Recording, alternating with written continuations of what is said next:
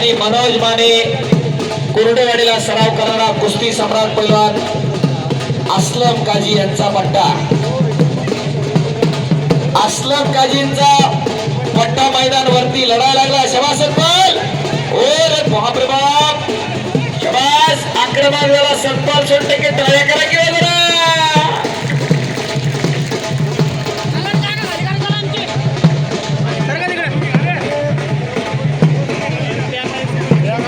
ज्या असलम काजींना 51 गदा त्यांच्या कुस्ती कारकिर्दीमध्ये जिंकल्या, 51 गदा म्हणजे कुठल्या गावच्या आखाड्यात आणलेल्या नव्हत्या. सगळ्या राज्यस्तरीय स्पर्धा जे महाराष्ट्र केसरी झाले सगळे पाडले असलम काजी पहिल्यांदा. महाराष्ट्र केसरी होता नाही आला, पण महाराष्ट्र राज्य कुस्ती परिषदेनं कुस्ती सम्राट हा किताब देऊन गौरव केला असलम काजी पहिल्यांचा. आणखी वेळेला जरा 1 मिनिट वाजू नका फक्त. गंगावेस तालमीमध्ये असलम काजी कुस्तीतनं निवृत्त झाले. असलम काजी वस्ताद धर्मानं मुसलमान आहे.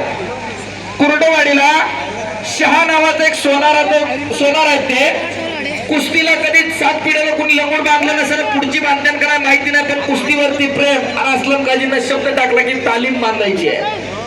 धर्म त्यांचा मुसलमान आहे. शहा स्वतः जैन आहे. कुस्तीशी काही घेणं देणं नाही. कुस्तीचं तालीम खोली कुर्डवाडीला आणि तालमीला नाव दिले छत्रपती शिवराय कुस्ती संकुल कुर्डवाडी.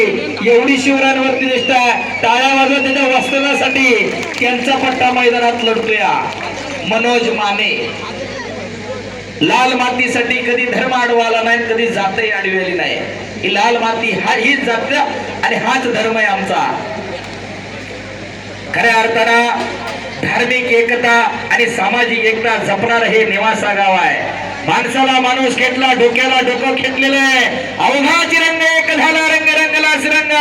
जात धर्म पंथ उच्च नीच गरीब श्रीमंत गट सगळे सोडून लोक एकत्रित झाले. विविधतेत एकता त्याचं नाव भारत आहे. विविधतेत एकता त्याचं नाव कुस्ती आहे. आणि विविधतेत एकता त्याचं नाव नेवासा गाव आहे. जरा तुमच्या सगळ्यांसाठी टाळ्या वाजवा, हात उंचावून.